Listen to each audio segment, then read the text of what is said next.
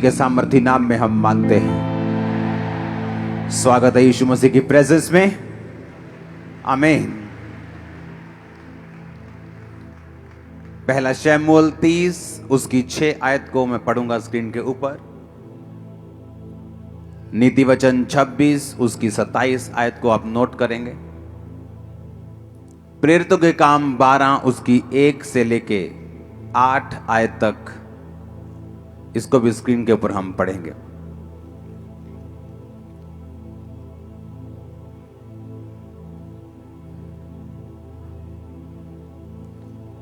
आप सुनना चाहते जो परमेश्वर कहना चाहता आपसे? मुझे सुनाई देना चाहिए आपकी यस।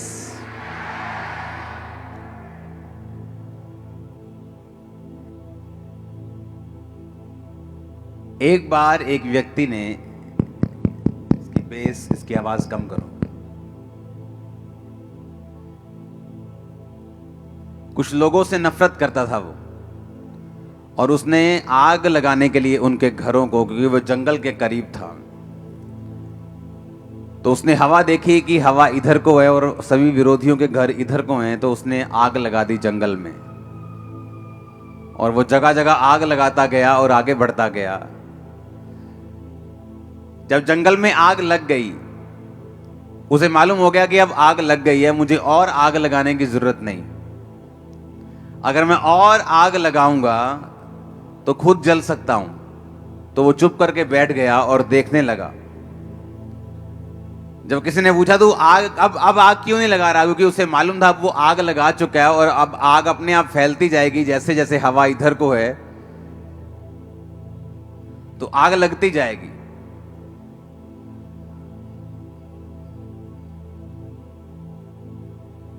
लेकिन नीति वचन 26 उसकी 27 आयत में लिखा, जो गड्ढा खोदे वही उसमें गिरेगा, जो पत्थर लुढ़काए वो लुढ़क कर उसी पर लुढ़क आएगा।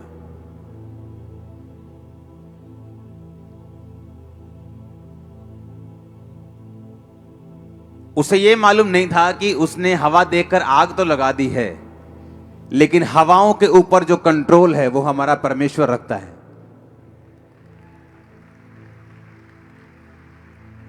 अब मैं आपको परमेश्वर का एक दास होने के नाते बोल रहा हूं, जब आग लग चुकी होगी हवा का रुख चेंज हो जाएगा।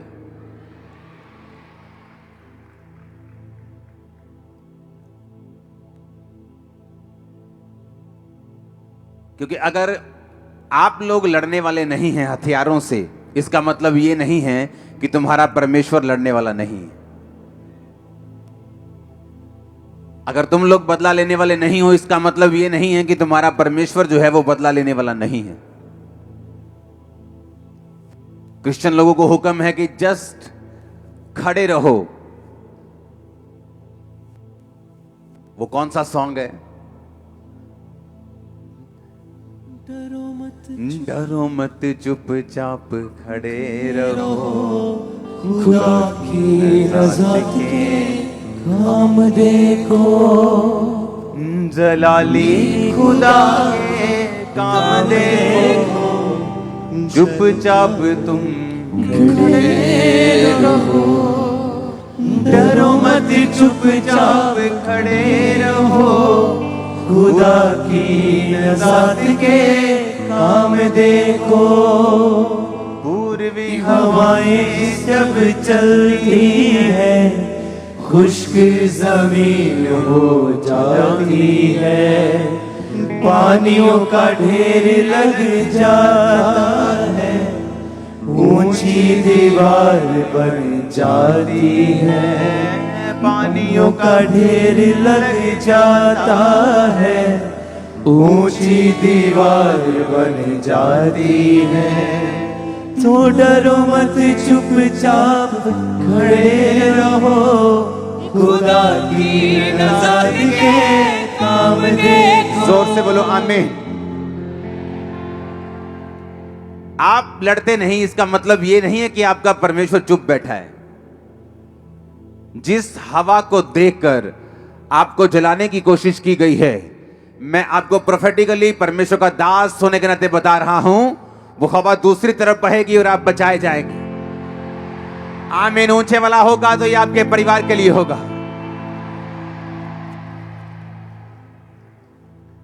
क्योंकि अगर आप लड़ने वाले नहीं हैं, इसका मतलब ये नहीं है कि आपका परमेश्वर लड़ने वाला नहीं है। हालेलुया। मसीही संदेश को, क्रिश्चियनिटी को दबाने की कोशिश अब से नहीं, 2000 साल से होती आ रही है और आज तक कामयाब नहीं हुई। इस सच्चाई को करप्ट करने की कोशिश की गई, इसको खराब करने की कोशिश की गई, इसको दबाने की कोशिश की गई, लेकिन ये कभी दबी नहीं। इसका कारण यह है क्रिश्चियन लोग लड़ते नहीं, वो अपने खुदा पर भरोसा रखते हैं और उनका खुदा उनको कभी निराश नहीं करता, वो उनको कभी छोड़ता नहीं, कभी त्यागता नहीं। आमीन। लोगों को लगता है कि क्रिश्चियनिटी एक धर्म है। बाइबल कहती है कि एक भी जगह पर ईसाई धर्म का जिक्र तक, शब्द तक बाइबल में नहीं है। क्रिश्चियनिटी एक धर्म नहीं, ये एक सच्चाई है, एक धार्मिकता है, ये परमेश्वर के साथ संबंध है। इसलिए कोई शैतान की ताकत ना रोक पाई थी, ना है, ना कभी रोक पाएगी। जो कुछ भी हो रहा है आप लोगों की भलाई के लिए हो रहा है, सुसमाचार को फैलाने के लिए हो रहा है, आपके विश्वास को स्ट्रॉन्ग करने के लिए हो रहा है। अगर आप बादलों को देख रहे हैं जो आपके सामने मौजूद है, एक आंधी के, एक तूफान के, एक बारिश के रूप में, यीशु मसीह के नाम में वो टाइम आने वाला है जब पूरी तरह से मौसम साफ होने वाला है और आप आगे बढ़ने वाले हैं। आमीन ऊंचा तो ये बरकत आपकी है। हर एक समय, हर एक चीज का बाइबल कहती है एक समय है। बोने का समय, बोने हुए को उखाड़ने का समय, रोने का समय और खुश होने का समय, नाचने का समय, विलाप का समय। बाइबल कहती है हर एक चीज का एक समय है। और बाइबल कहती है कलीसिया इसीलिए परमेश्वर ने बनाई है ताकि आप इस तब ब्लेस होते हैं जब आप परमेश्वर के दिमाग को, उसके प्लान को, उसकी योजना को जो उसके माइंड में है, आप उसे समझ जाते हैं और उस योजना को धरती पर पूरा करने के लिए आप काम करना शुरू करते हैं। जिस तरह से एक व्यक्ति जो नशे में हो सकता है और परमेश्वर का आत्मा अगर आप उसके साथ संबंध में हैं, हो सकता है वो आपको उस व्यक्ति के लिए प्रार्थना करने के लिए बोले, उसके साथ वचन शेयर करने के लिए बोले, और वो व्यक्ति जब आपकी प्रार्थना और वचन के शेयर करने के कारण बचाया जाएगा तो इसका मतलब आपने परमेश्वर की मर्जी को पूरा किया। जब चेलों ने कहा कि जिस तरह यूहन्ना ने अपने चेलों को प्रार्थना करना सिखाया, प्रभु यीशु हमें भी प्रार्थना करना सिखा, तो परमेश्वर ने कहा था तुम इस तरह से प्रार्थना करना कि हे पिता, तू जो आसमान में है तेरा नाम पाक माना जाए, जिस तरह तेरी मर्जी आसमान में पूरी होती है धरती पर उतरा राज आए। कौन सी मर्जी की परमेश्वर बात कर रहा है? वो मर्जी जो परमेश्वर के दिमाग में है। और किस तरह से वो धरती पर पूरी होगी? बाइबल कहती है परमेश्वर के आत्मिक नियमों की किताब में से ये नियम है कि परमेश्वर धरती के ऊपर कोई भी काम जो है वो अपने आप नहीं करता। बाइबल कहती है वो कर सकता है, लेकिन आप लोगों को सहभागिता में बनाने का उसका कारण ये था कि आप लोग परमेश्वर के द्वारा ठहराए हुए कामों को करेंगे और इसी के जरिए ये एक लैडर बन जाएगी, एक कांटेक्ट बन जाएगा कि पीछे लाइट है, आगे बल्ब भी लगा हुआ है, लेकिन जब कनेक्शन ही नहीं है लाइट से बल्ब की ओर, वो इलेक्ट्रिसिटी फ्लो नहीं कर रही, तो लाखों रुपए का बल्ब और पीछे हजारों वोल्ट की रोशनी किसी काम की नहीं। उसी तरह परमेश्वर जो हजारों, लाखों, करोड़ों और बेहिसाब वोल्ट की जो पावर है और आप एक बल्ब के समान, रोशनी के समान बाइबल कहती है बुलाए गए हैं, लेकिन जब कनेक्शन आप में और परमेश्वर में नहीं है, आप रोशनी नहीं दे सकते, लोगों को रास्ता नहीं दिखा सकते, परमेश्वर के द्वारा बनाए गए मकसद को भी आप पूरा नहीं कर सकते। बाइबल कहती है जब परमेश्वर आपको बुलाता है तो उसका एक मकसद है आपकी लाइफ के लिए। अब आपको उस मकसद को समझना है जो परमेश्वर के दिल में है आप लोगों के लिए, और जैसे ही आप उस मकसद को समझ के काम करना शुरू कर देंगे, वो इलेक्ट्रिसिटी का फ्लो होगा, आप चमकने लगेंगे, आपकी पर्सनल लाइफ भी ब्लेस होने लगेगी। इसी तरह से मैं ब्लेस हुआ हूं जिस तरह से आप ब्लेस होने वाले हैं। आमीन ऊंचा तो ये आपके परिवारों तक जा रहा है इसका असर। हालेलुया, हालेलुया, जोर से एक बार हालेलुया बोलो। तो अब मुझे ये बात समझ में आ गई कि मैं इसलिए ब्लेस होता हूं कि सिर्फ इसलिए नहीं कि मुझे एक जीवित कलीसिया में जाकर आमीन आमीन बोलना है, मुझे मास प्रेयर रिसीव करनी है और मैं ब्लेस हो जाऊंगा। इसके लिए परमेश्वर ने आपको नहीं बुलाया। वो मास प्रेयर आपके छुटकारे के लिए है, वो आपको आगे बढ़ाने के लिए है, वो आपको परमेश्वर का असली मकसद दिखाने के लिए है। जब बाइबल कहती है, जब हम शमूएल की पुस्तक पहला शमूएल उसका 30 उसकी 6 आयत को पढ़ते हैं तो लिखा, और दाऊद बड़े संकट में पड़ा क्योंकि लोग अपने बेटे बेटियों के कारण बहुत शोकित होकर उस पर पथराव करने की चर्चा कर रहे थे, परंतु दाऊद ने अपने परमेश्वर यहोवा को याद करके हियाव बांधा। अब यहां पे लिखा कि दाऊद बड़े संकट में पड़ा। रीजन क्या था? कारण यह था कि दाऊद के सारे लोग बंदी बना लिए गए थे और दाऊद के सारे लोगों को उसके दुश्मनों ने बंदी बनाकर वो ले गए और दाऊद के अपने लोग उसे पत्थरवा करने की चर्चा करने लगे। अब दाऊद यहां पर बाइबल कहती है कि परमेश्वर यहोवा को याद करके उसने हौसला बांधा, उसने हियाव बांधा। परमेश्वर यहोवा को कैसे याद किया? नाम लिया उसका। बाइबल कहती खुदा अपने वचन में रहता है। उसने वचनों को याद किया कि चाहे मैं घोर अंधकार के तराई के बीच में से होकर चलूं, मृत्यु की वादियों में से होकर चलूं, पानी में से होकर चलूं, तो मुझे वो डुबो ना पाएगा, मौत की वादी मुझे मार ना पाएगी, आग मुझे जला ना पाएगी। बाइबल कहती उसने परमेश्वर के वचनों को याद करके हियाव बांधा। जब आपके आसपास का माहौल डर वाला है या आपके आसपास का माहौल कंफ्यूजन भरा है, बेचैनी से भरा हुआ है, और अगर आप बाइबल नहीं पढ़ते आप कभी भी छुटकारा नहीं पाएंगे। जिस चर्च में आप जाते हैं, अगर उस चर्च का जो सरमन, उसका वचन आपको बाइबल पढ़ने और खुद प्रार्थना करने को प्रेरित नहीं करता, तो आप गलत सरमन सुन रहे हैं।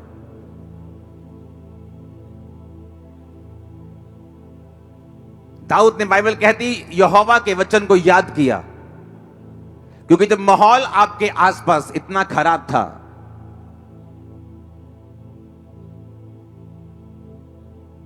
तो बाइबल कहती है कि दाऊद ने यहोवा के वचन को याद किया, स्मरण किया और हियाव बांधा, और उसके वचन को याद करके दाऊद ने अपने मन में मनन करके परमेश्वर में हियाव बांधकर आगे बढ़ा और वो बचाया गया। जब विरोध होता है, आपकी लाइफ में कुछ परीक्षाएं आती हैं, या बीमारी की एंट्री होती है, या कुछ परीक्षा की एंट्री होती जो परमेश्वर की ओर से है, सबसे अधिक जो आपको उस समय चाहिए वो परमेश्वर का वचन है। और जैसे ही आप परमेश्वर के वर्ड को पढ़ते हैं, आप नोटिस करते हैं, चाहे आपके बाहर का माहौल कैसा भी हो, वो चाहे अभी चेंज हुआ या नहीं हुआ, आपके अंदर का माहौल जो है एक क्रिश्चियन व्यक्ति के लिए ज्यादा मायने करता है। जब अंदर का माहौल हिलता है तो आप डूबते हैं। बाइबल कहती, पतरस जब परमेश्वर को पूछ कर चलने लगा कि प्रभु अगर तू ही है तो पानी पे चल के आऊं, तो परमेश्वर ने कहा आ जा। जब पानी पे चलने लगा, बाहर का माहौल तो वही था, आंधी और तूफान आ रहे थे, अंदर का माहौल बदल गया और वो डरने लगा, क्योंकि शैतान ने कहा, ओए तुझे मालूम नहीं, इंसान को पानी पे चलने के लिए तो बनाया नहीं गया, मछलियों को बनाया गया। परमेश्वर ने तो मछलियों को बनाया पानी पे चलने के लिए और बहने के लिए और तैरने के लिए, तुझे तो नहीं बनाया, तो डूब जाएगा अभी। और जैसे ही उसने शैतान की बातों की ओर ध्यान दिया, शैतान भी वचन का प्रयोग करता है, वो भी वचन में क्या लिखा है उसको आपके खिलाफ प्रयोग करने की कोशिश करता है। और जब आप लोगों में वचन नहीं होता, आप उसकी बातों पे यकीन करते हैं, और बहुत से लोग परमेश्वर के उस योजना को समझ नहीं पाते और उसे पूरा नहीं कर पाते। हालेलुया। अब जब उसको, बाइबल कहती है, जब वो पानी पर था और जब पानी पर चलकर शक आ गया और डूबने लगा, तो परमेश्वर ने ये नहीं कहा तू क्यों अविश्वासी बना। परमेश्वर ने कहा तूने क्यों अल्प विश्वासी, तूने क्यों संदेह किया, थोड़े विश्वासी, यानी तेरे अंदर संपूर्ण विश्वास नहीं, तूने क्यों शक किया, तूने क्यों विश्वास नहीं किया। दाऊद ने परमेश्वर के वचन को याद करके, बाइबल कहती है, हौसला बांधा, हियाव बांधा। आपको यह बात समझ आनी चाहिए, पास्टर्स को खासकर जब वो सेवा में होते हैं, जब वो अलग अलग तरह की परीक्षाओं में या दुखों में या किसी तरह के सताव में होते हैं, आपको एक चीज जो चाहिए वो है परमेश्वर का वचन। आप जैसे ही परमेश्वर के वचन में जाते हैं, एक रेस्ट, एक विश्राम जो है आपकी स्पिरिट में एंटर करता है। और जब तक ये विश्राम आपकी लाइफ में, आपकी स्पिरिट में एंटर नहीं करता, बाइबल कहती है आप बड़े बड़े काम नहीं कर सकते। बाइबल कहती है उस समय के लोग जब पापी थे और अलग अलग तरह के पापों में फंसे हुए थे, तो परमेश्वर ने नूह को चुना, और बाइबल कहती है परमेश्वर ने नूह के साथ आकर बात की कि एक बड़ी कश्ती बना और सब तरह के जानवर उसमें रख, अशुद्ध जोड़े इतने, शुद्ध जोड़े इतने, और उसके बाद मैं इतने दिन बारिश बरसाऊंगा और सब लोग धरती पर मर जाएंगे। और बाइबल कहती है नूह का जो इब्रानी मतलब है उसका मतलब है रेस्ट, उसका मतलब है विश्राम। जब आप विश्राम में नहीं होते, आप घबराए होते हैं, क्योंकि आप बाहर की दुनिया की न्यूज़ पढ़ रहे हैं, ज़्यादा आप न्यूज़ में हैं, आप देख रहे हैं बाहर क्या हो रहा है, माहौल ख़राब हो रहा है। लेकिन बाइबल कहती है जब आप बाहर की दुनिया को देखते हैं, आपकी रेस्ट जो है अंदर की वो लूज हो जाती, वो ख़त्म हो जाती। और जिस दिन आपका विश्राम जो है वो ख़त्म होता है, परमेश्वर आपको इस्तेमाल तो कर सकता है लेकिन बड़े कामों के लिए आपको इस्तेमाल नहीं कर सकता, क्योंकि परमेश्वर को बड़े कामों में आपको इस्तेमाल करने के लिए एक विश्राम में, रेस्ट में, जो आदमी, जो औरत, जो खुदा का दास, दासी, विश्वासी, विश्वासनी रेस्ट में हो, आराम में हो। कौन सा आराम? आराम करने का मतलब ये नहीं कि वो सुसमाचार प्रचार ना करे, या काम ना करे, या सेवा ना करे, या प्रेयर ना करे। आराम का मतलब उसके अंदर एक विश्राम का आत्मा है। वो घबराया हुआ नहीं, वो डरा हुआ नहीं, उसे मालूम उसका परमेश्वर उसके साथ है। उसे मालूम इस आंधी तूफानों के आगे एक सनी डे उसका इंतजार कर रहा है। उसको मालूम है एक बड़ी टेस्टिमनी उसका इंतजार कर रही है। उसको मालूम है ग्लोरियस डेज उसका इंतजार कर रहे हैं। ओ आमीन, ऊंचा चाहिए मैंने कहा। उसे मालूम है दीर्घायु उसका इंतजार कर रही है। उसको मालूम है उसके बच्चों की साल्वेशन उसका इंतजार कर रही, उसको वो मालूम है, क्योंकि बाइबल कहती है वो विश्राम में जो रहता है, जो रेस्ट में है। बाइबल कहती है नूह के साथ परमेश्वर ने बात की। आप बोलते हैं परमेश्वर मुझसे बात करे। इतने अनरेस्टेड बंदे से परमेश्वर बात नहीं कर सकता अगर वो अनरेस्टेड है, विश्राम में नहीं है। क्यों? क्योंकि उसकी हीलिंग नहीं हो रही। हर टाइम वो हीलिंग के लिए प्रेयर कर रहे हैं, हर टाइम हीलिंग के बारे में सोच रहे हैं, हर टाइम मास प्रेयर में भी हीलिंग के बारे में सोच रहे हैं, हर टाइम पर्सनल प्रेयर में भी हीलिंग के बारे में सोच रहे हैं। उसके बच्चा नहीं है, हर टाइम वो बच्चे के बारे में सोच रहे हैं। परमेश्वर को मानूं नहीं, मैं मानूंगा नहीं, कोई बात नहीं। हर टाइम अगर इसी बारे में वो सोच रहा है, इसका मतलब उसके अंदर रेस्ट की कमी है, विश्राम की कमी है।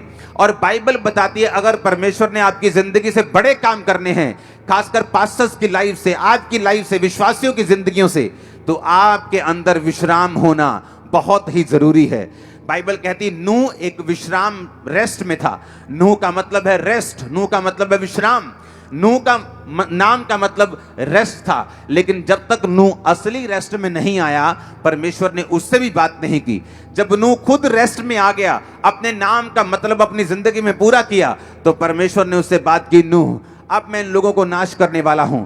अब एक बड़ा तूफान आएगा, एक बड़ी बारिश आएगी और सब लोग नाश हो जाएंगे। और परमेश्वर ने उससे बात की जो आत्मिक विश्राम में था। आपका आत्मिक विश्राम खत्म हो सकता है ज्यादा टीवी देखने से, ज्यादा फेसबुक देखने से, ज्यादा दुनियावी बातों में खोने से, प्रार्थना ना करने से, बाइबल ना पढ़ने से। बाइबल सुनना, वचन सुनना अच्छी बात है, लेकिन बाइबल पढ़ना बहुत ज्यादा जरूरी है। खुद वचन को पढ़ना सबसे ज्यादा जरूरी है, सबसे अधिक इंपॉर्टेंट है खुद वर्ड को पढ़ना। आप अगर वचन सिर्फ सुनते हैं और पढ़ते नहीं, तो भी एक अनकंप्लीटनेस, एक अधूरापन सा आपकी लाइफ में, एक हल्की सी बेचैनी, पूरी बेचैनी नहीं, आपकी लाइफ में हमेशा रहेगी, क्योंकि आप वचन को सुन रहे हैं लेकिन पढ़ नहीं रहे। जो लोग सुनते भी नहीं, पढ़ते भी नहीं, वो तो बेचैन रहते, उसमें कोई शक नहीं। उनको ना तो अपने फ्यूचर का पता है, ना वो उनको डर है कि मेरे को कैंसर ना हो जाए, मेरे को बीमारियां ना हो जाए, मेरे को ये ना हो जाए। वो हर में डरा रहता है, क्योंकि बाइबल कहती है वो विश्राम में नहीं है और परमेश्वर के साथ सहभागिता में नहीं है। लेकिन अगर एक व्यक्ति बाइबल पढ़ रहा है, हाँ, और सुन भी रहा है, क्योंकि सुनना भी जरूरी है, सिर्फ पढ़ना जरूरी नहीं है। क्योंकि अगर आप सिर्फ बाइबल पढ़ते रहें तो बाइबल के प्रकाश आपके ऊपर उतरने बंद हो जाते हैं। अगर आप एक ऐसे व्यक्ति को नहीं सुनते जिसके ऊपर परमेश्वर ने बाइबल के प्रकाशों को किया हुआ है, जब एक प्रकाश पाया हुआ व्यक्ति आपको प्रीच करता है, तो सडनली परमेश्वर आपकी स्पिरिचुअल आईज को भी ओपन करता है कि जब आप बाइबल पढ़ेंगे, आप भी उसी मसीह के साथ बाइबल पढ़ पाएंगे जिस मसीह के साथ मैं आपको प्रीच कर रहा हूं, जिस मसीह के साथ मैं पढ़ रहा हूं, जिस आत्मिक आंखों के साथ मैं पढ़ रहा हूं। जब आप इस प्रीच को सुनेंगे, आपकी अपनी स्पिरिचुअल आईज और आपके परिवार की भी ओपन हो रही है right now in Jesus name. जब आपकी स्पिरिचुअल आईज ओपन होती हैं, आप बाइबल सुन के चले जाते हैं और वो प्रचारक जो आपको खुद बाइबल पढ़ने और आपको खुद प्रार्थना करने के लिए नहीं बोलता, वो प्रचारक सही नहीं है। अगर मैं आपको बोल रहा हूं आप वचन सुन जाओ और घर जाके वचन पढ़ो, होगा क्या? जब आप वचन पढ़ेंगे आप विश्राम में चले जाएंगे। आपको मालूम आपके आसपास का माहौल जो है, जो गलत माहौल है, आपको वो इफेक्ट नहीं करेगा, क्योंकि आपकी जो स्पिरिट है वो विश्राम में और रेस्ट में चले जाएगी। जब आप रेस्ट में चले जाएंगे, विश्राम में चले जाएंगे, तो परमेश्वर आपसे बात करेगा।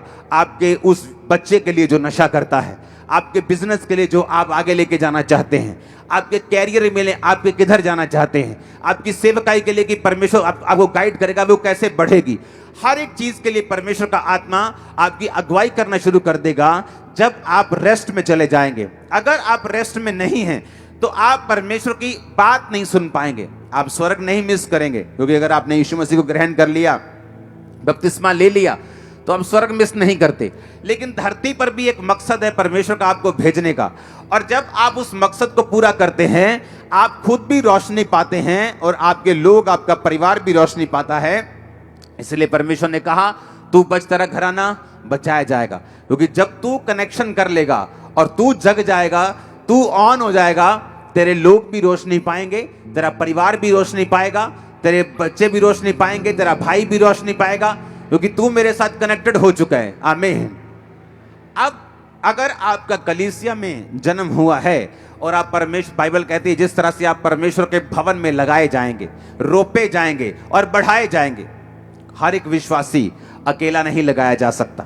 अगर आप सोच रहे हैं कि आप विश्वासी हैं, आप क्रिश्चियन, आप घर बैठ के प्रार्थना कर लेंगे, बाइबल पढ़ लेंगे, आप बिल्कुल रॉन्ग है 100%। बाइबल कहती, पौलुस ने कहा तुम कलीसियाओं की रीति के अनुसार इकट्ठे होना ना छोड़ो। पहले शनिवार को इकट्ठे होते सब्त के दिन, अब संडे को इकट्ठे होते हैं ग्रेस के दिन। परमेश्वर ने उस ग्रेस को, उस सब्त को, उस जो व्यवस्था थी उसको ग्रेस में बदल के हमें संडे के दिन इकट्ठा होने के लिए बोला।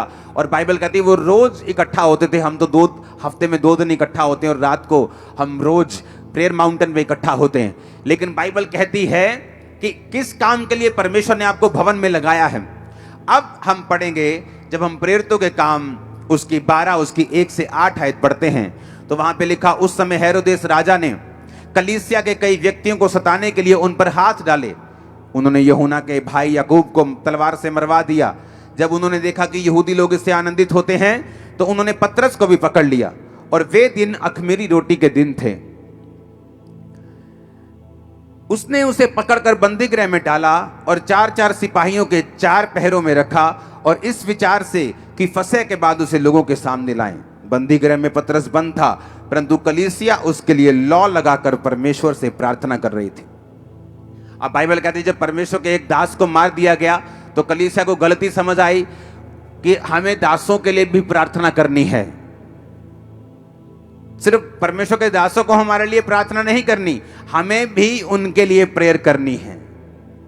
और बाइबल कहती है वो लौ लगाकर प्रार्थना करने लगे।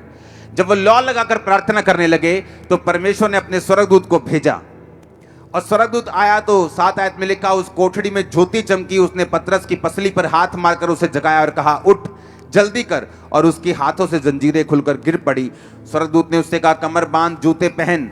और उसने वैसा ही किया। फिर उससे कहा, अपना वस्त्र पहनकर मेरे पीछे हो ले। और पतरस को अभी भी लग रहा था कि वो दर्शन देख रहा है, लेकिन वो असली में हो रहा था, क्योंकि कलीसिया लौ लगाकर परमेश्वर से प्रार्थना कर रही थी। अगर वो कलीसिया ऐसी होती, देखती, अच्छा अब पतरस नहीं आया, अच्छा आज हीलिंग मीटिंग नहीं हो रही, अच्छा मैं जा रही हूं अपनी जॉब पर, मैं अपने बिजनेस, मेरी बुआ की लड़की की शादी है, अच्छा आज हीलिंग मीटिंग नहीं हो रही, अच्छा मैं आज नहीं आ रहा हूं, अच्छा आज डिलीवरेंस मीटिंग नहीं है, अच्छा आज नहीं चलता हूं। वो अभी क्रिश्चियन नहीं है, वो जस्ट बाबाओं की तरह एंट्री कर रहे हैं चर्च में। जब बाबा जी हैं, बाबा जी से हीलिंग लेने आ गए, बाबा जी नहीं है तो खत्म। लेकिन बाइबल कहती है वो कलीसिया, जब परमेश्वर का दास उनके बीच में नहीं था, तो लौ लगाकर परमेश्वर से प्रार्थना कर रही थी। ये कलीसिया का काम था। इसीलिए जो प्रेरितों के काम की कलीसिया है, वो ज्यादा ब्लेस्ड और आशीषित थी। बहुत से लोग उस कलीसिया में से चुने जाते थे, और वो भी लंगड़ों को चलाया करते थे। बहुत से लोग जो थे वो फाइनेंशियली बहुत ब्लेस्ड थे, और कलीसिया में अपने मकानों दुकानों को बेचकर अपने पैसों को प्रेरितों के कामों में रखते थे, और कलीसियाएं बहुत जल्दी बढ़ रही थी क्योंकि हर व्यक्ति अपने काम को, अपनी ड्यूटी को पूरी अच्छी रीति के साथ कर रहा था। और बाइबल कहती है वो कलीसिया दरिद्र नहीं थी, उसके पास पैसे की कमी नहीं थी। इमेजिन करो अगर मेरे पास एक मकान है और जब मैं कलीसिया में आया मैंने अपना मकान बेच दिया, तो मैं तो फिर गरीब हो गया। तो ऐसे सब मकान बेचते जाएंगे तो सब गरीब होते जाएंगे। लेकिन बाइबल कहती है वो कलीसिया गरीब और दरिद्र नहीं थी। क्यों? क्योंकि जब उन्होंने एक मकान बोया, परमेश्वर ने 2 के रास्तों को, 4 के रास्तों को खोला होगा। और इस तरह से उनको समझ आता गया कि हम जितना बो रहे हैं उतना काट रहे हैं। वो ज्यादा बोते गए, प्रेयर करते गए, मिशनरी कामों के लिए प्रेयर करते गए, अपने दासों के लिए, परमेश्वर के अगुओं के लिए वो प्रेयर करते गए। उनकी प्रार्थना को परमेश्वर सुनता था। उनकी वजह से, दासों की वजह से वो बचाए गए, वो चंगे हुए, उन्होंने मिरेकल्स पाए, ब्लेसिंग ली, साल्वेशन पाई। जब दासों को जरूरत पड़ी उन्होंने प्रार्थना की, परमेश्वर अपने दूतों को भेज, अपनी सुरक्षा को भेज, दासों को छुड़ा। इस तरह से जब हम एक दूसरे के पूरक बनेंगे, जब हम एक दूसरे, जहां मैं कमजोर हूं आप मजबूत, जहां आप मजबूत हैं मैं कमजोर, जहां मैं मजबूत हूं आप कमजोर हैं, हम एक दूसरे के पूरक हैं, एक दूसरे को कंप्लीट करने वाले हैं। जब मैं अपनी जिम्मेवारियां सही से निभा रहा हूं तो मैं ब्लेस्ड हूं। अगर कलीसिया अपनी जिम्मेवारी सही से निभाएगी तो वो ब्लेस होगी। Hallelujah, hallelujah. मैंने देखा है बहुत सी कलीसियाएं जो अपने पास्टर्स के दर्शनों में उनका साथ नहीं देती, क्योंकि पास्टर ने बोला होता है मुझे ये कलीसिया से कुछ भी जरूरत नहीं। ऐसे बहुत सारे पास्टर्स को मैं जानता हूं, लेकिन उस कलीसिया की जिम्मेवारी ये होती है कि उस सारे मिशनरी कामों में प्रार्थना के साथ, उपवास के साथ, पैसों के साथ, ताकत के साथ, वरदानों के साथ, जो भी कलीसिया के पास है वो उस मिशनरी काम के लिए, खुदावंद की सेवकाई के लिए, किसी धर्म के प्रीच के लिए नहीं, जीसस क्राइस्ट के प्रीच के लिए, किसी धर्म को ऊंचा, किसी धर्म को नीचा करने के लिए नहीं, यीशु मसीह के नाम को फैलाने के लिए। अगर आपका कुछ भी प्रयोग नहीं हो रहा तो बाइबल कहती है आप एक सच्ची कलीसिया नहीं हैं, आप एक राइट पाथ पे नहीं हैं, आप एक सही रास्ते पे, सही दर्शन पे नहीं हैं, और आप परमेश्वर की मर्जी को पूरा नहीं कर रहे। और इसी कारण आपकी लाइफ में कंफ्यूजन है और रेस्ट की कमी है, विश्राम की कमी है। ब्लेसिंग के लिए जोर लगाना पड़ता है, लाइफ अगले लेवल तक नहीं पहुंचती। बहुत से लोग सोचते हैं कि अगले लेवल पे जाने के लिए हमें परमेश्वर की ओर देखना होगा। हाँ, वो तो देखना ही होगा, लेकिन हर टाइम ऐसा नहीं है बाइबल के मुताबिक। बहुत से लोग प्रार्थना करते हैं, परमेश्वर मैं सेम सैलरी पे हूं, मैं सेम अनॉइंटिंग पे हूं, मैं सेम मसे में हूं, मैं सेम वरदान में हूं, मैं सेम इसी बरकत पे हूं। क्योंकि अगले लेवल के लिए अगर किसान बोले कि मैं उसी 1 एकड़ को काट रहा हूं, क्योंकि वो फसल ही, वो बीज ही 1 बोरी को बो रहा है और हर साल 1 बोरी बोता है, हर साल 1 एकड़ काटता है, तो वो सोच रहा है कि मेरी फसल क्यों नहीं बढ़ रही। अगर उसे फसल बढ़ानी है, उसे सेक्रीफाइस करना पड़ेगा। जब फसल उगेगी उसे अपनी फसल में से बीज ज्यादा निकालना पड़ेगा और अगली बार उसकी फसल बड़ी होगी। कलीसिया को यह मालूम होना चाहिए आपका फाइनेंस का लेवल, आपकी स्पिरिट का लेवल, आपकी अनॉइंटिंग का लेवल, गिफ्ट्स का लेवल, वो जो कदम आप बढ़ाते हैं उनसे बढ़ता है। हालेलुया। अगर आप कदम नहीं बढ़ाएंगे वो नहीं बढ़ेगा, आप कदम आगे नहीं करेंगे वो नहीं बढ़ेगा। अगर आप फैसला लेने में देरी करेंगे आपकी बरकत भी देर से आएगी। आगे बढ़ने की ताकत खुदा ने आपको आपके हाथों में दी है। अगर आप आगे बढ़ना चाहते हैं वो आपके हाथों में है, अनॉइंटिंग में बढ़ना चाहते हैं वो आपके हाथों में है। हालेलुया।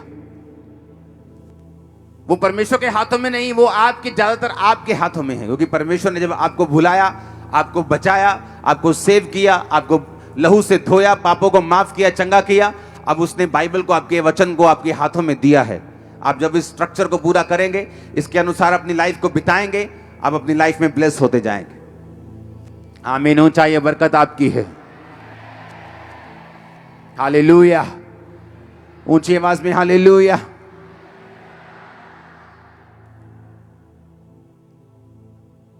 अपने पड़ोसी को बोलो वचन को याद कर। अपने पड़ोसी को बोलो वचन को याद करके ही आप बांध।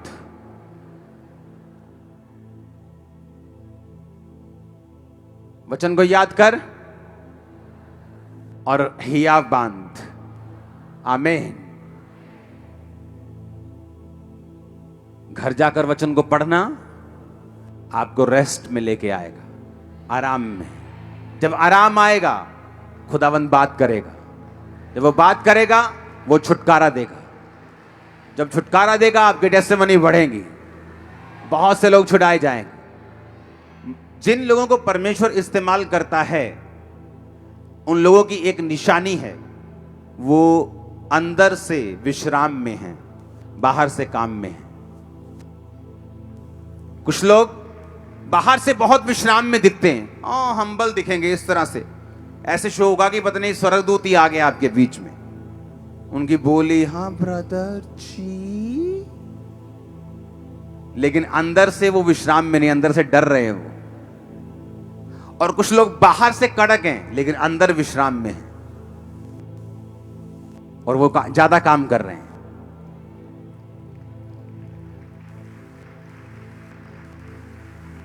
जब अंदर विश्राम नहीं और बाहर विश्राम है तो उल्टा हो गया।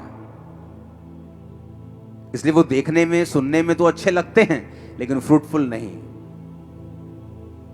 रिजल्ट नहीं।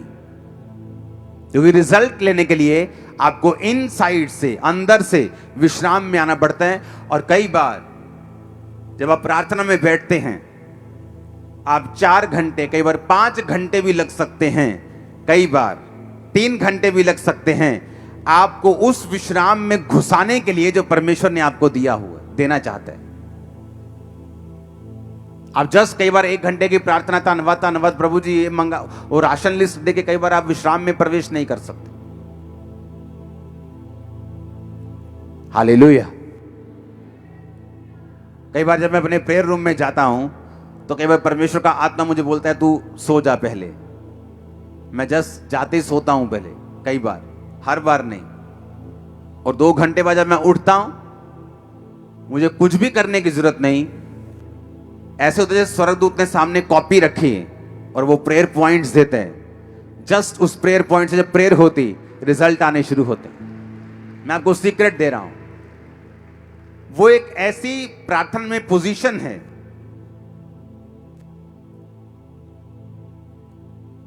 जो निशानेबाजी करते हैं लोग, वो समझेंगे कि आप हड़बड़ी में निशानेबाजी नहीं कर सकते। आप भाग भाग के निशानेबाजी, एक चीज, बड़ी चीज पे निशाना लगा सकते। अगर आपको पिन पॉइंट जिसे बोलते हैं बुल्स आई, जैसे कि वो आंख पे निशाना लगाना है, तो आपको अपने आप को बिल्कुल स्थिर करना पड़ेगा। अपनी कंप कभी जो हाथ की है उसे भी कंट्रोल में करना पड़ेगा। हालेलुया। आप जब प्रेयर रूम में जाते हैं, जस्ट वेट करो, आप थैंक करो, आप प्रेज करो, आप कोई गीत सुनो परमेश्वर का, बाइबल पढ़ो। लेकिन एक ऐसा टाइम भी आता है जब परमेश्वर आपको झिला देता है, आपको एक्टिव कर देता है। उस टाइम फिर जो प्रेयर होती है वो बेस्ट प्रेयर होती है और वो रिजल्ट लेके आने वाली होती है। और कई बार मेरे लोग मुझे देखते हैं, मैं प्रार्थना रूम में गया हूं, मैं आया ही नहीं हूं रात भर, मैं 6-8 घंटे बाद आया हूं, 10 घंटे बाद आया हूं। क्योंकि वो टाइमिंग बड़ी इंपॉर्टेंट होती है जिस टाइम में परमेश्वर का आत्मा आपको स्थिर करता, हिलाता है। जिस तरह स्वर्गदूत आकर पानी को हिलाते थे और जब पानी हिलने के बाद जो लोग जाते थे वो हील हो जाते थे। हालेलुया। इन प्रैक्टिकल बातों पे अमल करो, जो आपको बताया गया इसको फॉलो करो। लाइफ सेम नहीं होगी, लाइफ सेम नहीं होगी, मैंने कहा। आमीन। जो भी आपको बताया गया उसे कवर करो। अगले थर्सडे स्पेशल प्रभु भोज और हीलिंग सर्विस होगी और अगले थर्सडे से एक खास प्रेयर की शुरुआत होगी जो लगातार 31 तक चलेगी, 31 दिसंबर नाइट तक। तो नेक्स्ट थर्सडे से इंपॉर्टेंट मीटिंग शुरू हो जाएंगी। हालेलुया। नवंबर में जो एक्शन कमेटी है उसकी लॉन्चिंग हो रही है, आपको उसके लिए प्रार्थना करनी है। और सब चीजें जो परमेश्वर अभी कर रहा है हाई लेवल पर, उसके लिए भी आपको प्रार्थना करनी है। आमीन।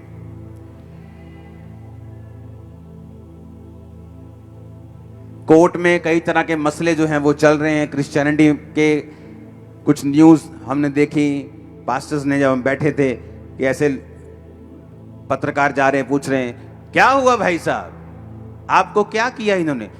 मेरे को इन्होंने बोला 2 लाख ले लो और तुम मेरे धर्म में आ जाओ, और इसने बोला हम तुमको रिक्शा दे देंगे।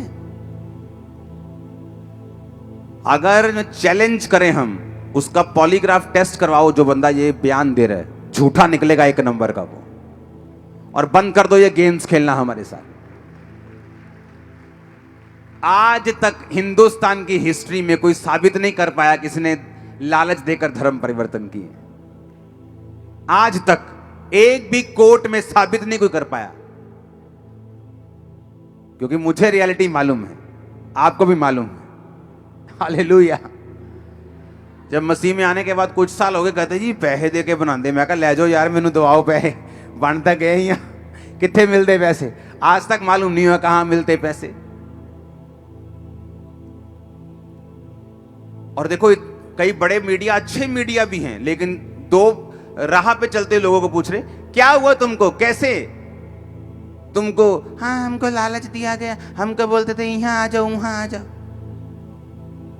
अगर क्रिश्चियन लड़ने वाले हों और उस जगह चला के धरना लगा दें और उस व्यक्ति को बोलें कि जिस व्यक्ति ने तुझे लालच दिया उसका भी हम नार्को टेस्ट कराएंगे, लाई डिटेक्टर टेस्ट कराएंगे, तेरा भी कराएंगे, ऐसे भागेगा ना वो, नजर नहीं आएगा कभी, मैं आपको बता रहा हूं। हालेलुया।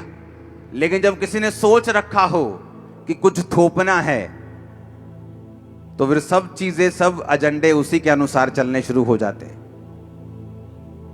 तब रिटर्न भी, प्रिंटिंग भी, टीवी मीडिया भी सब उसी की तरफ चल पड़ते हैं। लेकिन हमें कोई एतराज नहीं, चाहे बहाने से, चाहे विरोध से, चाहे सच्चाई से, कर काम तुम हमारा ही रहे हो, चिंता मत करो। हालेलुया। आपको एक्टिव रहना है इन चीजों के लिए। जब आपको मैसेजेस मिलते हैं ऐसे, तो आपको एक्टिव रहना है। तो कल से जब यहां पर फास्टिंग प्रेयर होगी, इसलिए सब चीजों को कम करके फास्टिंग प्रेयर पर जोर दिया गया है। तो कल से जब फास्टिंग प्रेयर होगी, जो यहाँ की फास्टिंग प्रेयर कराने वाली टीम है, उसके साथ आप मेरी एक मीटिंग कराएंगे और उनको प्रेयर पॉइंट्स बताए जाएंगे, और कल आप मेरे बताए हुए प्रेयर पॉइंट्स के साथ आप प्रेयर करेंगे, जो आप लोग यहाँ पे आकर फास्टिंग प्रेयर करेंगे। Hallelujah, hallelujah. और कोशिश करेंगे उसको शायद हम 1 घंटा, आधा घंटा रोज लाइव करने की, ताकि लोग भी हमारे साथ प्रार्थना कर सकें। आमीन। और यही इन्हीं चीजों में आपकी ब्लेसिंग है, इन्हीं चीजों में आपकी आशीष है, कि जो परमेश्वर की राइट नाउ नीड है, उसके लोगों को जो जरूरत है, उसके अनुसार प्रेयर में जाना, ये आपको चाहिए। आमीन। और जब उसके अनुसार हम प्रार्थना करेंगे, हम बचाए जाएंगे, हम ब्लेस भी होंगे। उसके अनुसार प्रार्थना करेंगे, परमेश्वर हमारी दिक्कतों को भी दूर करेगा, वो बीमारियों को भी दूर करेगा। क्योंकि एक्चुअल में परमेश्वर ने जो कुछ भी आपको देना है, वो अपनी मर्जी से देना है, और अपनी ग्लोरी के लिए देना है, और अपनी महिमा के लिए देना है, उसके नाम को ऊंचा करने के लिए देना है। God bless you all. वो आपको सेम ना रहने दे। आमीन। ऊंचा, ये बरकत आपकी है। उठाओ अपने हाथों को, सब जन बैठे रहो अपनी सीट के ऊपर, अपने हाथों को उठाओ,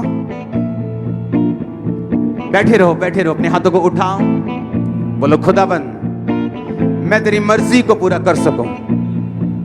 ऊंची आवाज में,